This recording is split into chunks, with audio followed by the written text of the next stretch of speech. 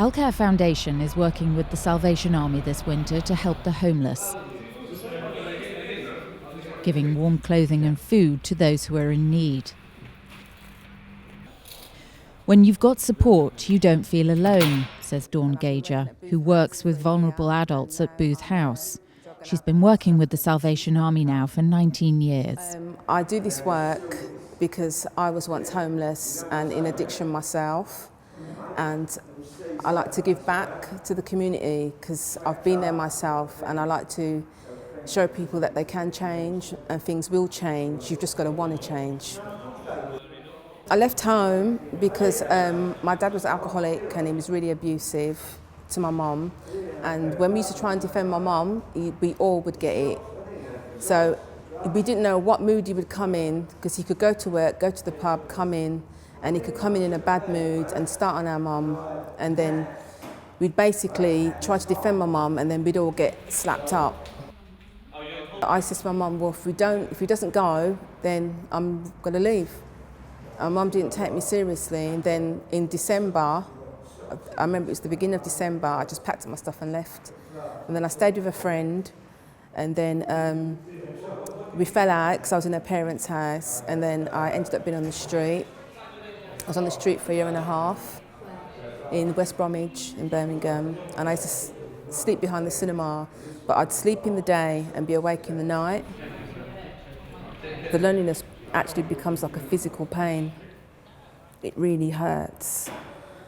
And there's another feeling of when you just want to end it all, because you feel like, well, nobody cares, so why should I care?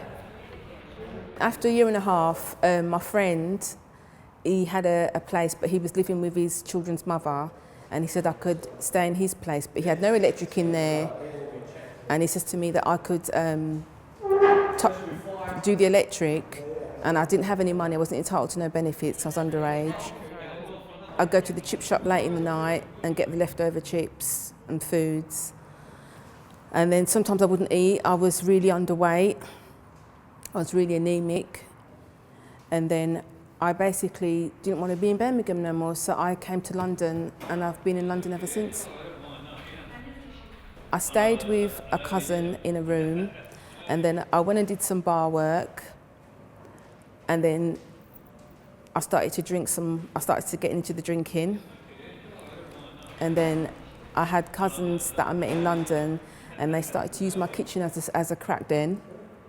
And then I got a bit agitated, because I was like, you keep on coming in here smoking your drugs, you're not letting me have none. So I started to smoke crack with them.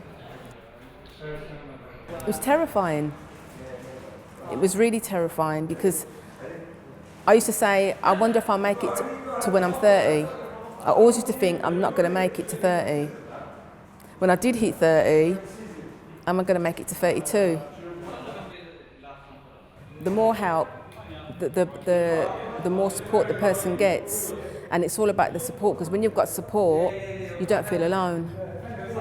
Because there's clients who have got mental health, drug addiction, they've got all different issues, so when you liaise with different agencies that can help, it makes the person feel a lot better, and they get help with medication, clothes, food, all avenues get fed to that person.